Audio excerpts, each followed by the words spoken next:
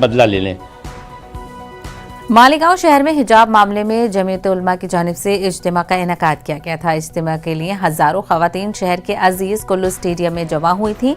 इसके बाद यौमुल हिजाब का ऐलान किया गया था। पुलिस के इज्तिमा का इनेकाद करने वाले जमीयत-उल-उलमा के 3 जिम्मेदारान पर पवारवाड़ी पुलिस स्टेशन में मामला दर्ज किया गया है और एमएलए मुफ्ती इस्माइल कासमी को नोटिस दिया है।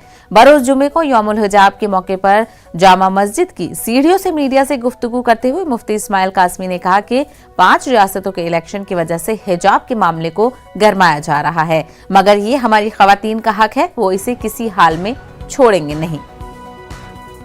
आपके माध्यम से जो अपील की थी कि ये मसला जो है वो माननीय उच्च न्यायालय में इसका चल रहा है, तो उस सिलसिले में कोई भी ऐसा घटना या ऐसा कोई कृत्य ना हो जिसके कारण कोई कानून का उल्लंघन हो या फिर किसी कोर्ट का अवमान हो।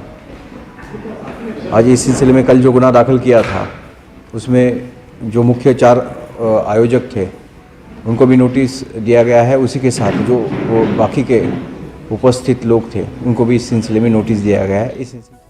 हमारे नुमाइंदे जहूर खान इस वक्त जुड़ गए हैं। जहूर, बताइएगा, पुलिस ने ये जो कार्रवाई की है वो किन बुनियाद पर की है और ये कितनी जायज है?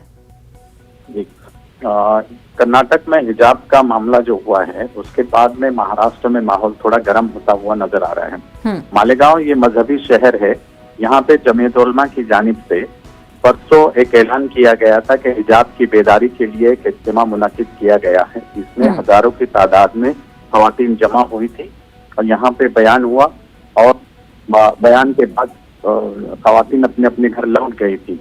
लेकिन पुलिस ने इज्तिमा के जमा होने का जो ये था, जमीयत-उल-उलमा जो है उनके 3 लोगों पर मामला दर्ज किया और जो यहाँ के एमएलए है उनको नोटिस भी जारी की। कल हिजाब डे था, हिजाब डे में यहाँ पे पूरी अमन और शांति बनी रहे इसके लिए पुलिस जो है तैनात कर दिए गए थे और पुलिस ने अमन और शांति की अपील भी की थी। कल हिजाब डे के बाद में जो है शाम में मुफ्ती इस्माइल कासमी ने जामा मस्जिद की पैतरियों से लोगों से अपील की कि आप अमन बनाए रखें और ज्यादा से ज्यादा खवातीन जो है हिजाब का इस्तेमाल भी करते रहे।